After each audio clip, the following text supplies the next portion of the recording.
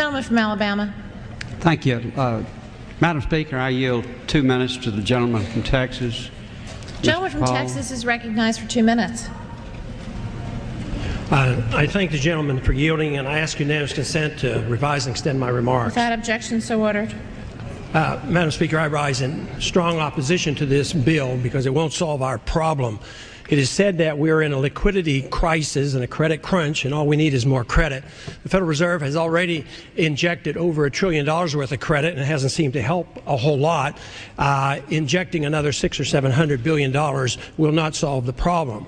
I think one of the reasons why we're floundering around here is that we don't understand the problem, because instead of it being a credit crunch, I think it's a lot more serious than that.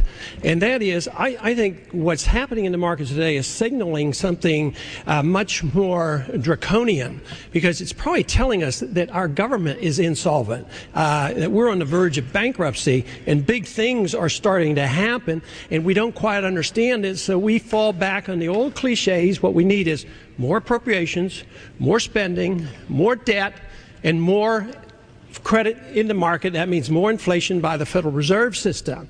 And yet, that is what caused the trouble. We want to do this, it is said, to prevent the recession or depression, because that is unbearable.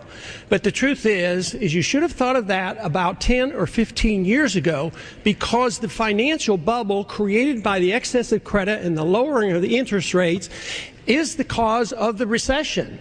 The recession is a demand. It's a must. You can't avoid it. Yes, it's been papered over several times over these last several decades, but that just made the bubble bigger. But the message now is you can't paper it over any longer, so the recession and or depression will come.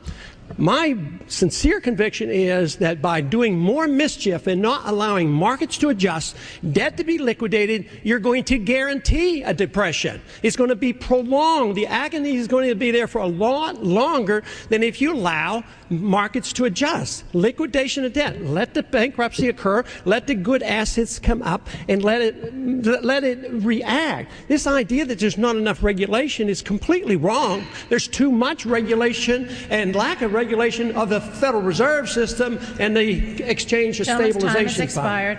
Gentleman from Massachusetts. I know. If this were a dictatorship, it'd be a heck of a lot easier. Just so long as I'm the dictator.